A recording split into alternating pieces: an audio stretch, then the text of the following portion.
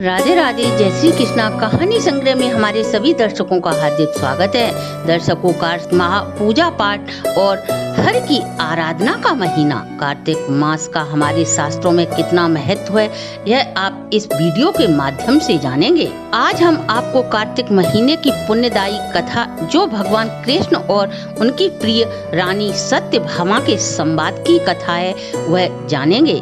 नैमिषारण्य तीर्थ में सूत जी महाराज 88,000 शौनक आदि ऋषियों से बोले, मैं आपको कार्तिक महात्म्य की कथा विस्तार पूर्वक सुनाता हूँ, जिसे सुनकर मनुष्य सभी पापों से मुक्त होकर अंत में वैकुंठ धाम जाता है।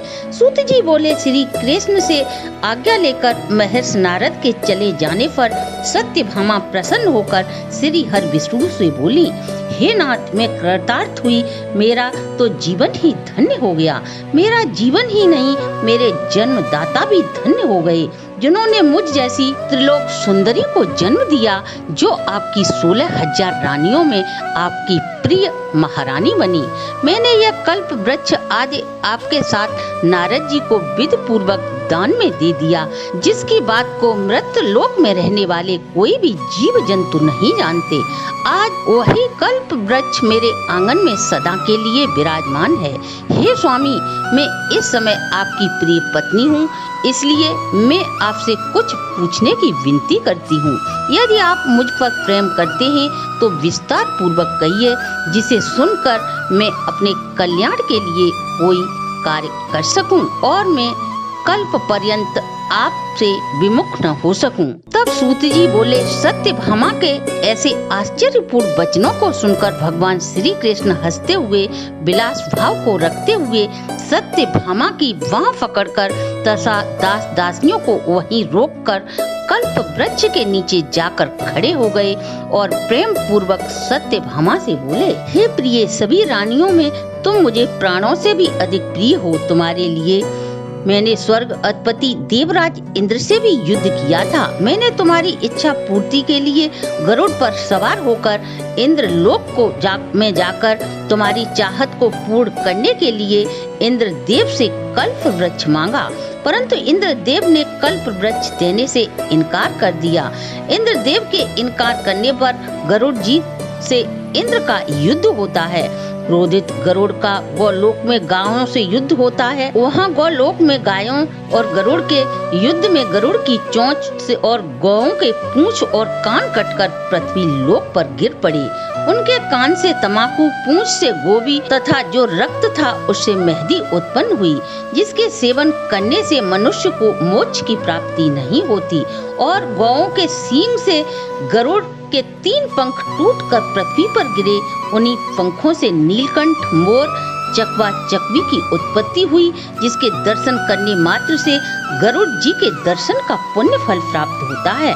जो भी इन चीजों के सुबह सुबह दर्शन करता है, उसे मेरे ही लोक की प्राप्ति होती है। हे प्रिय, जब मैं तुम्हें हर चीज दे सकता हूँ, तुम्हारा हर कार्य पूरा कर सकता हूँ, तो क्या मैं तुम्हारे लिए आश्चर्यजनक प्रश्न का उत्तर नहीं दे सकता? तब सत्यभामा बोली, हे प्रभु, आप तो अंतर्यामी हैं, मुझे आप मेरे पूर्व जन्म के विषय में बताएं। तब भगवान श्री कृष्ण सत्यभामा से बोले, पूर्व जन्म में सतयुग के अंत में मायापुरी में अत्र गोत्र में वेद वेदांगों के ज्ञाता देव शर्मा नामक एक विद्वान ब्राह्मण निवास करते थे। वह नित्य स्नान आदि कर सूर्य देव की पूजा कर अतिथियों का यथाचित सत्कार किया करते थे। सूर्योदय के समान तेजस्वी उस ब्राह्मण के वृद्धा अवस्था में एक गुणवती नाम की कन्या उत्पन्न होती है। वह विद्वान ब्राह्मण ने अपनी कन्या का विवाह अपने ही शिष्य चंद्र से कर दिया। ब्राह्मण के कोई पुत्र न होने के कारण वह अपनी पुत्री और जमाई को अपना पुत्र मानकर अपने ही घर रखता था। एक दिन ब्राह्मण और चंद्र शर्मा पूजा हवन के लिए कुश और संविदा लेने के लिए जंगल गए थे। जब वे हिमालय की तलहटी में पहुँचे, तभी उन्हें एक विशाल राक्षस दिखाई देता है। उस राक्षस को देखते ही वे भय के कारण जड़ हो जाते हैं। तभी वह काल रूपी राक्षस वहां आया और दोनों की हत्या कर देता है। वे दोनों धर्मात्मा होने के कारण मेरे पार्षद उन्हें मेरे धाम ले आते हैं। आजीवन सूर्य देव की उपासना करने के कारण मैं उन्हें वैकुंठ धाम में श्रेष्ठ स्थान देता हूँ। जब गुणवती को अपने पिता और पति की मृत्यु का समाचार मिलता है तो वह विलाप करते करते मूर्छित हो जाती है और जैसे ही उसे होश आता है वह पुनः विलाप करने लगती है। हे नाथ, हे तात, आप मुझे अकेली छोड़कर क्यों चले गए? आपके अलावा मेरा कोई संगी और सहारा नहीं बचा जो मेरी रक्षा कर सके। यह कहते कहते गुणवती पुनः बेहोश हो जाती है। जब उसे होश आया तो उसने अपने आप को धैर्य दिया, मुझे अपने पिता और पति की पारलौकिक क्रिया करनी चाहिए। यह सोचकर वह घर में जो भी बेचने योग्य वस्तुएं थीं उन्हें बेचकर वह अपने पति और पिता का पिंडदान व श्राद्ध कर अपना फर्ज निभाती है और वह अपने पिता के ही घर में रहती हुई आठों पहर श्री हर विष्णु की भक्ति में लीन हो जाती है। उसने नियम पूर्वक मृत्यु पर्यंत तक सभी एकादशियों का व सभी कार्तिक मास के व्रत व उपवास किए। हे प्रिय, एकादशी तिथि मुझे प्राणों से भी अधिक प्रिय है। वह कार्तिक व्रती को मैं अत्यधिक प्रेम करता हूँ।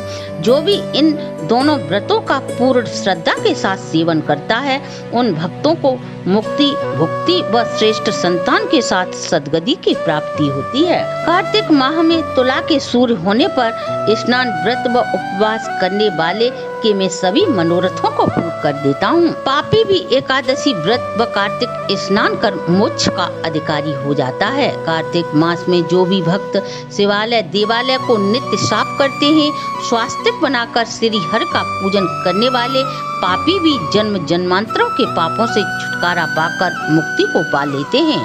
गुणवती भी कार्तिक स्नान व्रत पूजा करती थी। एक बार कार्तिक मास में जब वह ज्वर से पीड़ित होने पर भी वह गंगा स्नान किसी प्रकार चली जाती है। शीत और ज्वर के कारण गुणवती कांपने लगती है, परंतु जैसे ही वह स्नान करती है उसका शरीर शिथिल हो जाता है। मेरे पार्षद शीघ्र ही उसे विमान में बिठाकर मेरे धाम ले आते हैं। जब मैंने पृथ्वी लोक पर अवतार लिया तो मेरे आने से पहले मेरे सभी गण इस पृथ्वी लोक पर जन्म लेते हैं। तुम्हारे पिता जो पूर्व जन्म में देव शर्मा नामक वेद पाठी ब्राह्मण थे, वे सत्राजित हैं और सत्यभामा तुम ही पूर्व जन्म की गुणवती हो। कार्तिक स्नान व एकादशी व्रत के कारण तुम्हें मेरी अर्धांगिनी होने का अवसर प्राप्त हुआ है। पूर्व जन्म में तुमने मेरे मंदिर के सामने तुलसी का पौधा लगाया था। वही पौधा तुम्हारे महल के आंगन में कल्प वृक्ष के रूप में विराजमान है। पूर्व जन्म में कार्तिक माह में दीपदान करने के कारण तुम्हारा शरीर सूर्य की किरणों के समान तेज से युक्त है। तुमने अपने संपूर्ण व्रत का पुण्य फल पति स्वरूप विष्णु भगवान को अर्पित करने के कारण तुम्हारे घर लक्ष्मी से युक्त होकर मेरी अर्धांगिनी बनी और पूर्व जन्म में सभी कार्तिक स्नान व्रत के प्रभाव के कारण तुम्हारा और हमारा किसी भी जन्म में वियोग नहीं होगा। यही वजह है कार्तिक स्नान करने वाले प्रत्येक व्यक्ति मुझे तुम्हारे समान ही प्रिय हैं। तो दर्शकों, आप भी कार्तिक स्नान कर श्री हरि विष्णु की कृपा का पात्र बन सकते हैं। आप व आपके परिवार पर सदा श्री हरि की कृपा दृष्टि यूं ही बरसती रहे। इसी शुभकामना के साथ आज की वीडियो को हम यहीं विश्राम देते हैं। अगर हमारी प्रस्तुति अच्छी लगी हो तो आप हमारे चैनल को लाइक, सब्सक्राइब और शेयर करें।